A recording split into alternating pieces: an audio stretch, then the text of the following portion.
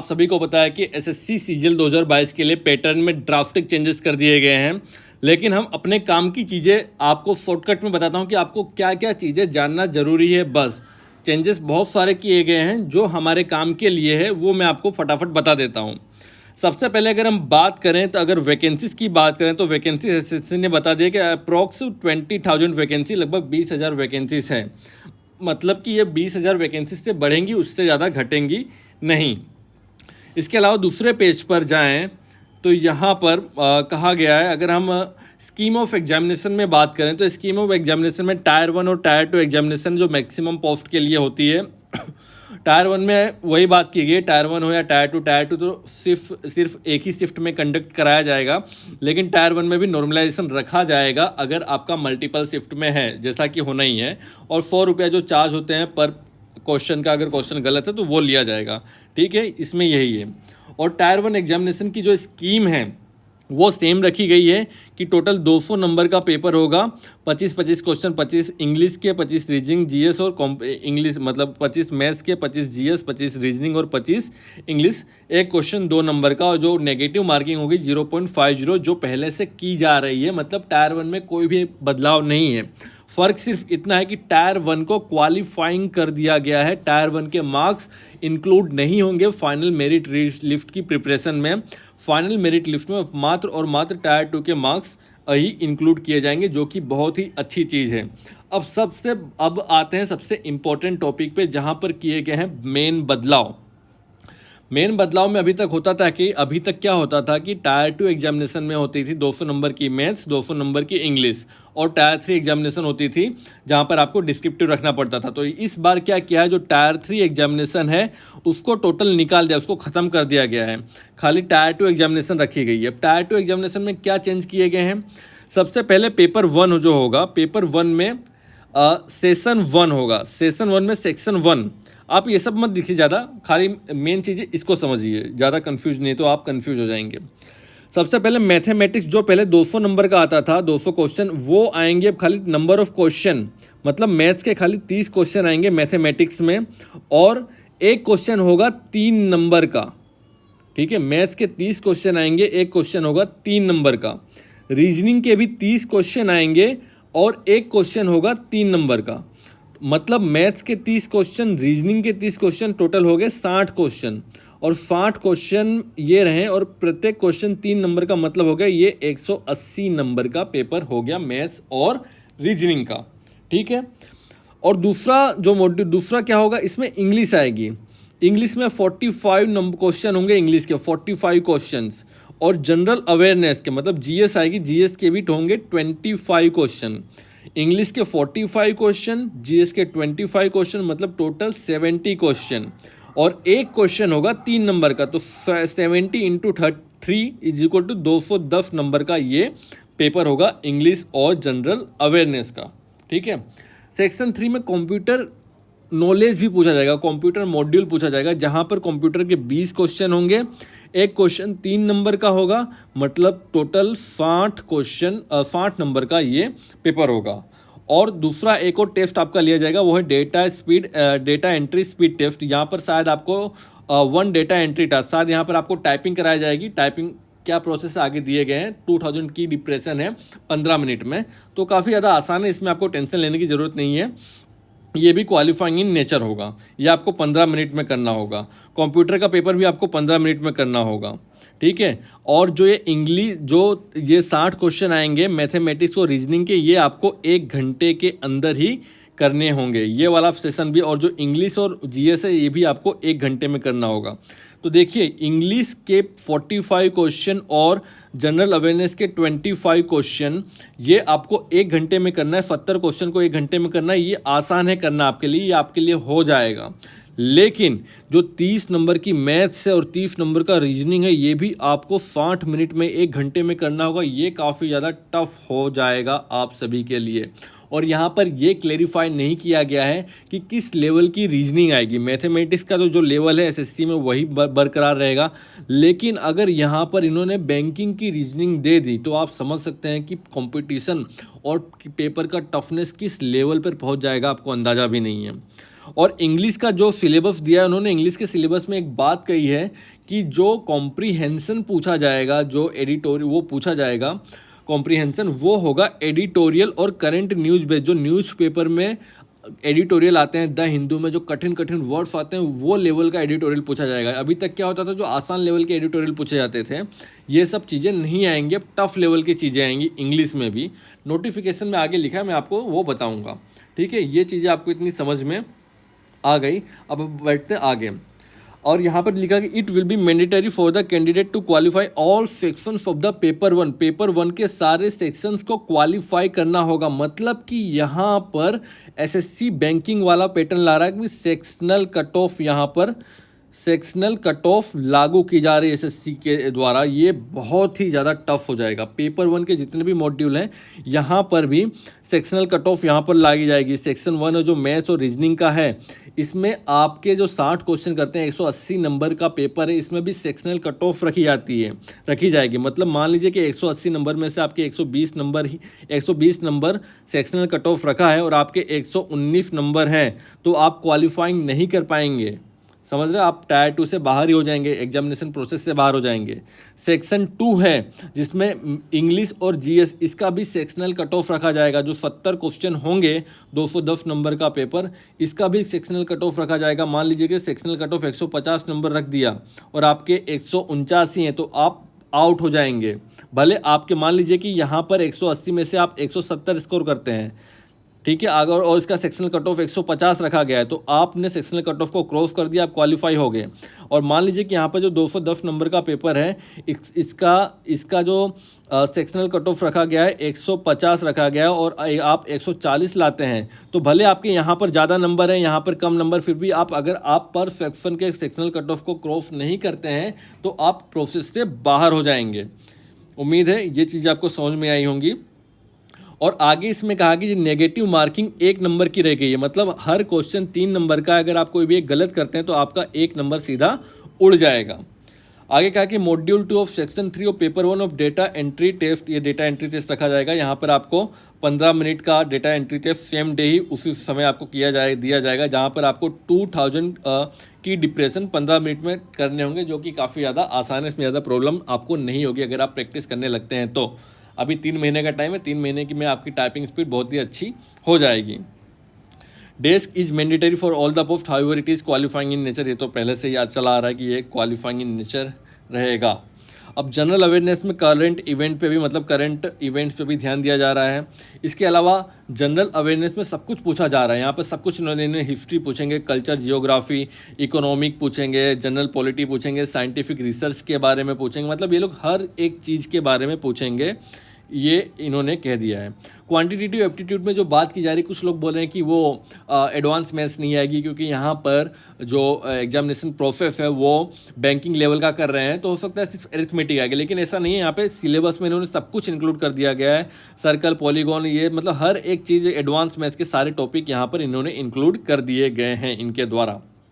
ठीक है, अब जो टायर 2 एग्जामिनेशन होगी, टायर 2 एग्जामिनेशन के जो सिलेबस दे दिया, इसमें नंबर सिस्टम है, फंडामेंटल अरिथमेटिक ऑपरेशन। यहाँ पर आप देख रहे हैं simple and compound interest, average, ratio and proportion, square root, discount, partnership, हर एक mixture and business, partnership business, मतलब ये पार्टनरशिप आ गई, mixture and alligation, time and distance, time and work, algebra, geometry, mensuration, trigonometry, statics and probability. मतलब probability अभी तक नहीं आती थी एसएससी में, इसको भी इन लोगों ने इंक्लूड कर दिया गया है। मैथ्स में ये एक्स्ट्रा टॉपिक ऐड कर दिया गया है। इसके अलावा रीजनिंग में भी सब कुछ दे दिया गया है, लेकिन फ़र्क यही है, ये हमें नहीं पता कि रीजनिंग का लेवल क्या होगा, बैंकिंग लेवल होगा या एसएससी लेवल होगा। अब आप देखेंगे कि एक और ट्रेंड स्टार्ट हो जाएगा कि रीजनिंग बहुत ही टफ आएगी, हो सकता है कि बैंकिंग लेवल की रीजनिंग आएगी, बहुत टफ आएगी। इस तरह से एक और बिजनेस चालू होगा यूट्यूब पे, तो इसके बारे में कुछ भी क्लेरिफिकेशन नहीं है कि बैंकिंग सही में टफ आएगी या एसएससी लेवल की आएगी। इसके बारे में हमें कुछ भी पता नहीं है। यहाँ पर इंग्लिश की बात की गई है। इंग्लिश में भी सारे के सारे चीज़ें जो सेम सिलेबस था उसको इंक्लूड कर दिया गया, लेकिन यहाँ पर ये बात भी कही गई है, at least 1 paragraph should be a simple one based on a book और a story and other 2 paragraphs should be on current affairs based on the report on a editorial। यहाँ पर ये बात कही गई है, one paragraph should be simple one based on a book of a story and other two paragraph should be, मतलब यहाँ पर टोटल 3 पैराग्राफ आएंगे, 3 पैराग्राफ इंग्लिश में आएंगे, जिसमें से एक पैराग्राफ एक सिंपल पैराग्राफ होगा और 2 पैराग्राफ होंगे वो एडिटोरियल वाले पैराग्राफ होंगे, जो न्यूज़पेपर में टफ पैराग्राफ आते हैं वो। मतलब आप ये देखिए कि जो आपका इंग्लिश का पेपर होगा, ये देखिए आपको यहाँ पर टोटल 70 क्वेश्चन करने हैंगे 60 मिनट के अंदर। 60 मिनट में आपको 70 क्वेश्चन करने हैं, उसमें से 45 क्वेश्चन जो होंगे वो इंग्लिश के होंगे। अब ये जो 45 क्वेश्चन है उसमें 3 पैराग्राफ आएंगे, 3 पैराग्राफ, मतलब एक पैराग्राफ में मिनिमम 5 क्वेश्चन होते हैं, मतलब टोटल की 5 क्वेश्चन के 3 पैराग्राफ होंगे। इसमें से जो एक पैराग्राफ होगा वो सिंपल होगा और जो बाकी के 2 पैराग्राफ होंगे वो टफ होंगे। मतलब आपको 15 क्वेश्चन के लिए 3 पैराग्राफ पढ़ने, तो यहाँ पर भी आपको टाइम मैनेजमेंट करना होगा, टाइम की भयंकर कमी आपको यहाँ पर भी पड़ेगी। समझ गए? अब हम आगे बात करते हैं कि ये रहा इंग्लिश का हो गया कि इंग्लिश में भी ये लोग पेपर का, मतलब आप ये देख रहे होंगे कि जो पेपर का लेवल है हर एक चीज़ का, क्योंकि कंपटीशन, रिसोर्सेस इतने ज़्यादा हो गए हैं, टीचर्स इतने अच्छे हो गए हैं, कंटेंट इतना अच्छा अवेलेबल हो चुका है कि कट ऑफ बहुत हाई जा रही है। इसकी वजह से गवर्नमेंट पे, एसएससी पे हर जगह प्रेशर क्रिएट हो रहा है। तो यहाँ पर यही चीज़ की गई है कि कट ऑफ को डाउन लाने के लिए एग्जामिनेशन पैटर्न को चेंज किया गया है, प्लस सिलेबस में भी काफ़ी ज़्यादा बदलाव किए गए हैं।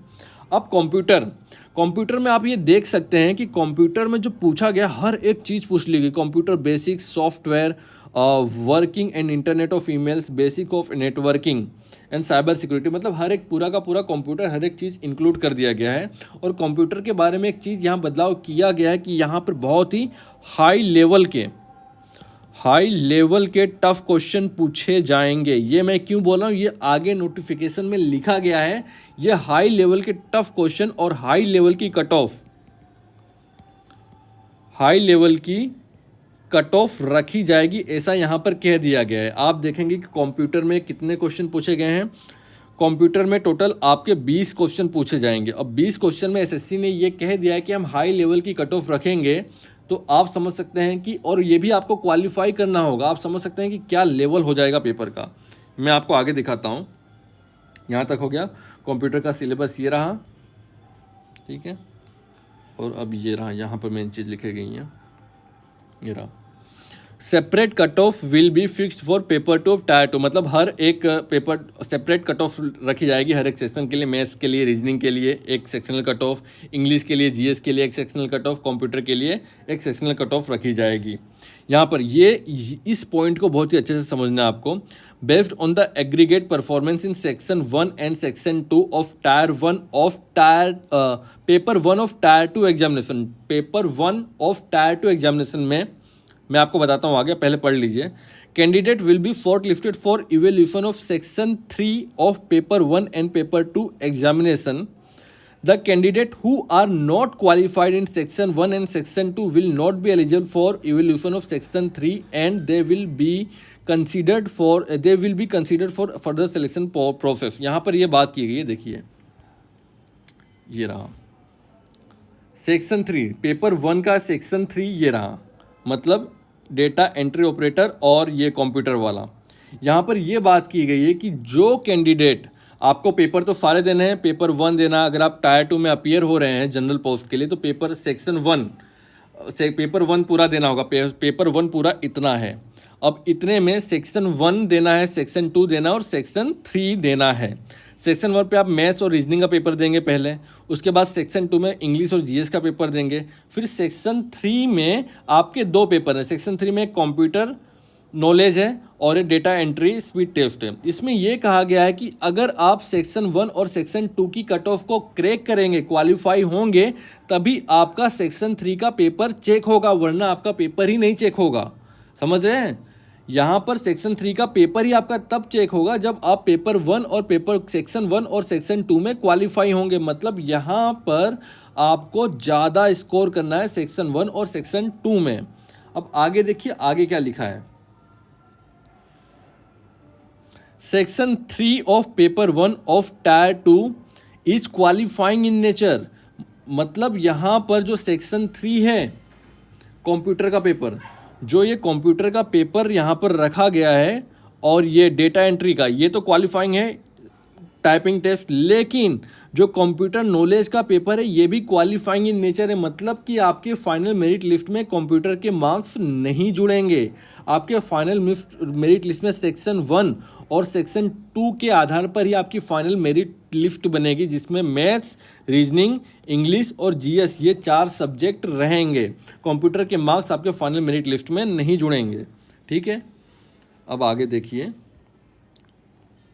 अब यहाँ पर मेन चीज़ आपको एक और समझनी होगी, section 3 of tier 1 of tier 2 is qualifying in nature. आगे कहा गया है, in other words both modules computer knowledge test and DEST are qualifying in nature. जैसा कि मैंने आपको बताया, टाइपिंग टेस्ट, डेस्ट और कंप्यूटर का ये क्वालिफाइंग इन नेचर है।